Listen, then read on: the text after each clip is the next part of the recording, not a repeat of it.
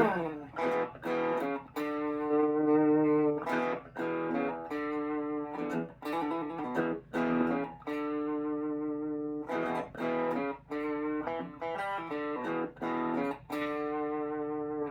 there, check out this cigar box guitar I recently made. It's pretty cool, and it's got some really cool inlays.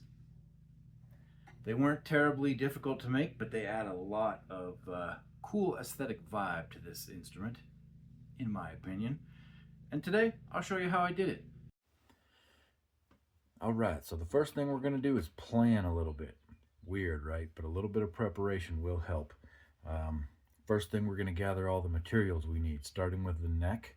This particular one is a 3-string cigar box guitar I've been working on. I've got the fret slots cut, but that's about as far as I've gone. The edges are still all square, no radius, ready for drilling.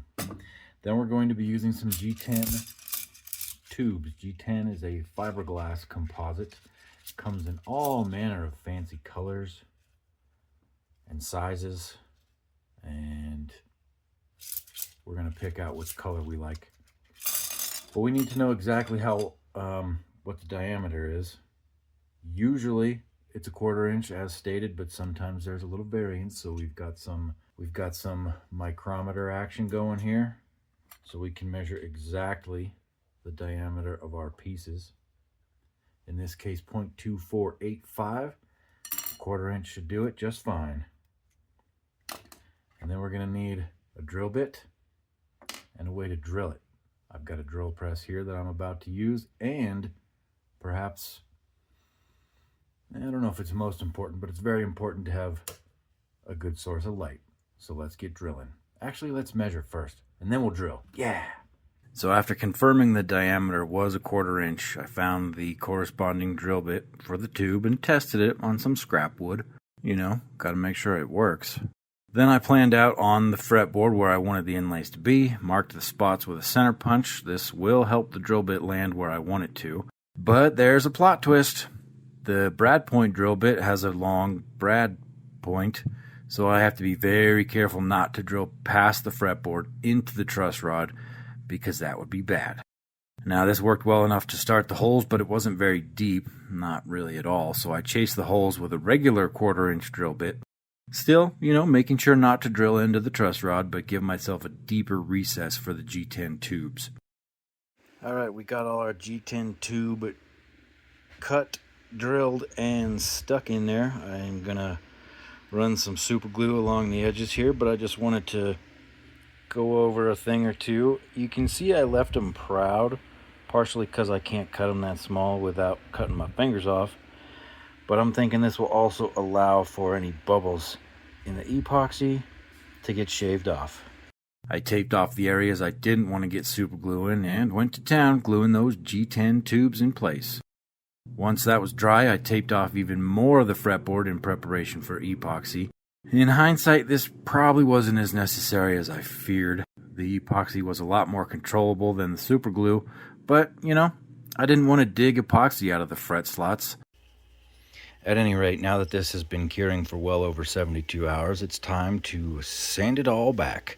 To do that, I have wedged the neck in between these 2 risers that I made out of MDF, and I've taped them to my bench exactly the width of this radius block. This radius block is a 10 inch, as you can see there, and as you can see there. But essentially, we're just gonna go back and forth until it's nice and smooth.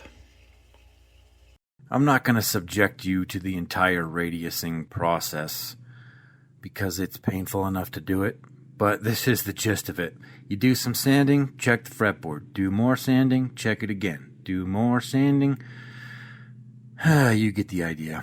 I started with 60 grit sandpaper here. The biggest caveat with such abrasive paper is you can and you probably will start to cut grooves in the wood with the paper because you're just riding along the track. So I flipped the block around every so often to help minimize that.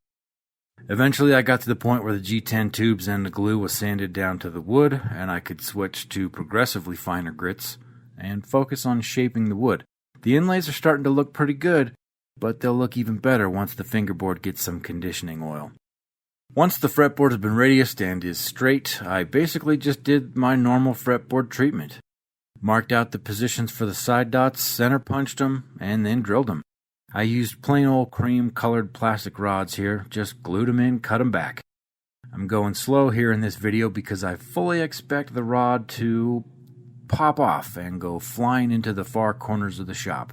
After that, I fretted the board, trimmed the edges of the frets back flush, and began to shape the neck. After the neck is shaped, sanded, and finished, I'll start the very fun and not at all tedious process of dressing the frets. First, the very corners get rounded off so they don't cut you when you're playing. And then I'll tape off the fretboard, level and crown the frets, then sand and polish them. I'll peel off the tape, and it's finally time to see how things look once the fretboard gets a drink of oil. Overall, I'm pretty happy with how these came out. I made a point while I was gluing in the G10 tubes to align them. They have a slightly asymmetric nature, and I wanted to get them all in the same direction, which I think was a really smart decision, and it paid off in the end. I like how the mica powder is very dark, but if you catch it in the sunlight just right, you'll get a glint of that deep reddish-brown sparkle. Looks really cool. So, that's that. Should I have used a different color tube? Maybe a different color powder? Was this overkill for a cigar box? I have my opinion, but I'd like to hear yours. If you liked this video, be sure to subscribe because every once in a while I do stuff like this. And hopefully it's been helpful, hopefully it's been informative, and it's about all I got. Thanks for watching.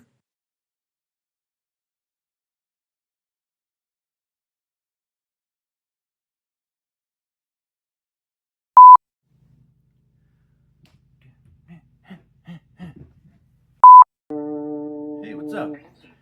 This is a cigar box guitar I recently finished, and I'm going to show you how I did these inlays.